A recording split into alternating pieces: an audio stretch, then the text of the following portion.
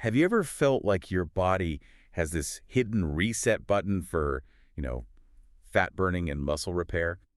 But the instruction manual was written in invisible ink. Uh, It's that feeling, especially when you hit 40, you look in the mirror and just think, why does it feel like gravity just hit my physique like a truck the second I had that birthday? It's the cruel reality of our signaling hormones, and specifically, we're talking about the steady decline of your natural growth hormone, or GH. The master repair signal. Exactly. It's the thing that tells your muscles to grow, speeds up recovery, optimizes fat burning, and, well, it fights that papery skin feeling that starts to creep in as we get older.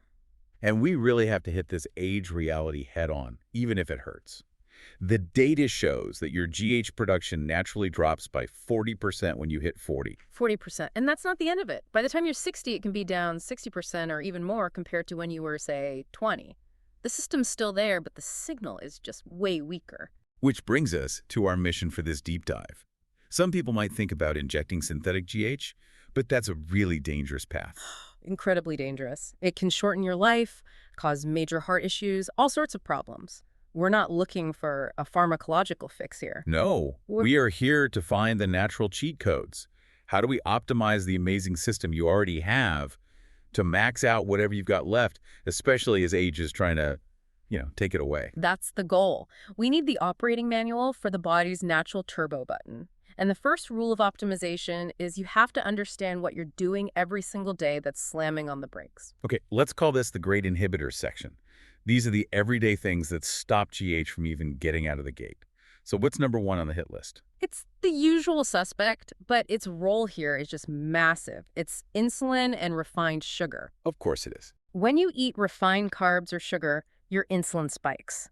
And high circulating insulin is a huge immediate stop signal for growth hormone release. The body basically writes it as, hey, we've got plenty of energy, no need to repair and grow right now. So that cookie isn't just making you fat, it's actively turning off the hormone that's supposed to burn fat and build muscle. It's a real double whammy. Precisely. And then you have the broader things like obesity and age itself, which we've mentioned. But then come the self-inflicted ones like stress and poor sleep. Yeah. If you're chronically stressed, your cortisol is high. If you're staying up late, staring at screens, you miss that critical deep sleep window where most GH gets released. Your body thinks you're in a crisis, not a growth phase. That makes total sense. Your body's not going to invest in biceps when it thinks a tiger's chasing it. Exactly. And the final culprits, which usually go together, are alcohol and overeating, especially late at night. A big meal before bed kills that nighttime GH spike. And one last thing. Chronically low vitamin D levels are also a pretty significant inhibitor. So basically, if you want your hormones to tank, just stress out, eat sugar, and stay up all night watching TV. Got it. Perfect recipe for disaster. You've pretty much nailed it. Okay, so let's get into where this all gets a bit more complicated, because there's a twist here, isn't there? This is what I call the conversion conundrum, and it's so important to get this. GH is actually just the messenger. It's the signal. It doesn't do the repair work itself. Okay. Growth hormone travels to your liver, and it signals the liver to create its really potent sidekick, insulin-like growth factor 1, or IGF-1. IGF-1, that's the one doing the heavy lifting. That's the one. It's what delivers all the powerful effects.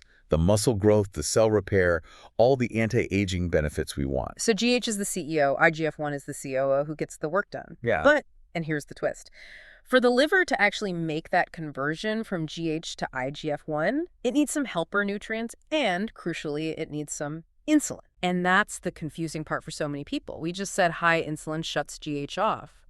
But to complete the job, you need just enough insulin present for the liver to do its work and make IGF-1. Wait, so that raises a huge question, especially for everyone on low-carb diets. If you're on, say, a keto diet, your insulin is super low. Aren't you starving that conversion process? It's a great question, a valid concern. And yeah, if you ate nothing but fat, you could impair it. But the body's smarter than that, especially when you bring protein into the picture. Protein. The key is that protein, particularly animal protein, stimulates just enough of an insulin response to let that GH to IGF-1 conversion happen, but without the massive damaging spike you get from sugar. So we're talking about a protein-driven insulin nudge, not a sugar-driven insulin tidal wave. A surgical strike of insulin, not a flood.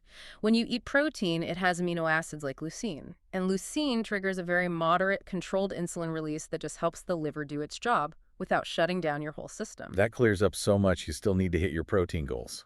Absolutely. And interestingly, the protein that triggers the most insulin is actually whey protein powder. Dairy and leucine are very potent stimulators in this context. And we have to mention the big red flag here. If you have a fatty liver, this whole system just, it grinds to a halt. Just a complete roadblock. The factory, your liver's broken. Yeah. You can have all the GH and protein in the world, but if the liver can't make IGF-1, you get none of the benefits. Liver health is priority number one. Okay, inhibitors cleared, conversion understood. Let's get to the fun part. The natural boosters ranked by, let's say, commitment and power.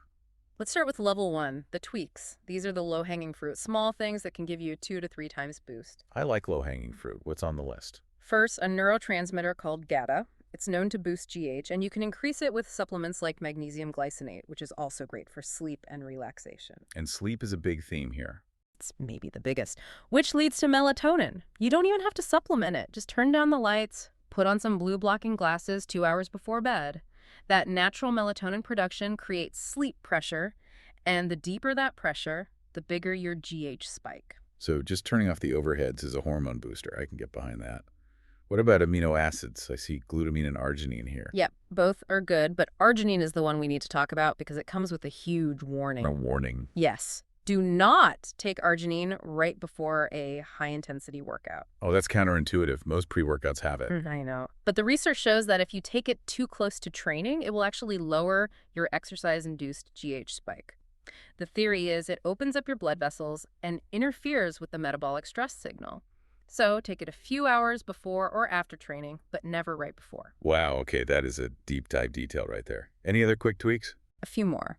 Cold therapy, like a quick cold shower, a supplement called alpha GPC, and something called hypoxia training, which is basically just brief breath holds. And of course, the ketogenic diet itself is a booster just by keeping insulin low. Fantastic. So those are the easy wins. Now, level 2, the commitments. These need more dedication, but give you a 5 to 10 times boost. Level 2 is all about 2 things: true deep sleep and strategic fasting. For deep sleep, you need to create what I call an Arctic cave environment. An Arctic cave. So how cold are we talking? The goal is 65 degrees Fahrenheit, or even a little lower. You have to drop your core body temperature to get into that deep, restorative delta wave sleep where the GH pulse happens.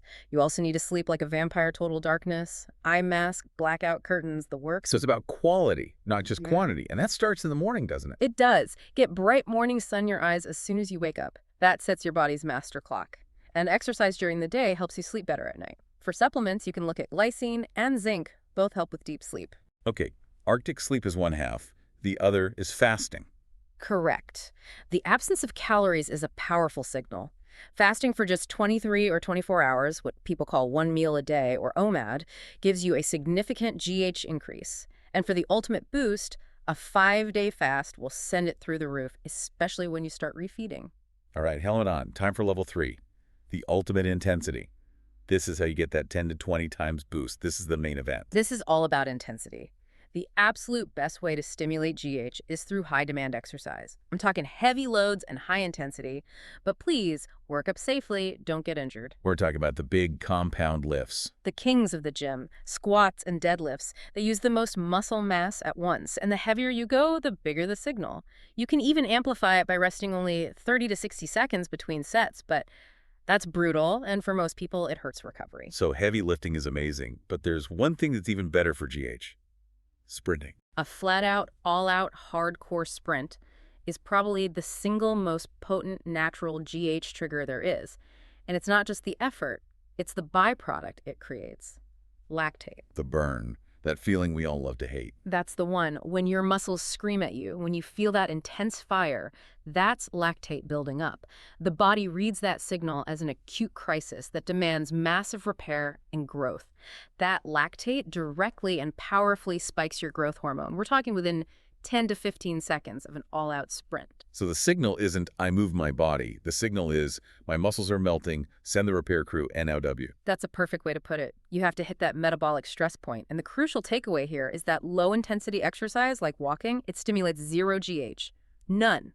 The body needs that signal of extreme stress to flip the turbo switch. This has been incredible. So to wrap it all up for everyone listening, the action plan is to shut down the inhibitors, the sugar, the stress, the light at night, and then fully embrace the triggers, the Arctic sleep, the protein, and most of all, that all-out intensity. It really is empowering. This isn't just about looking younger. It's about making your body's internal communication system more resilient.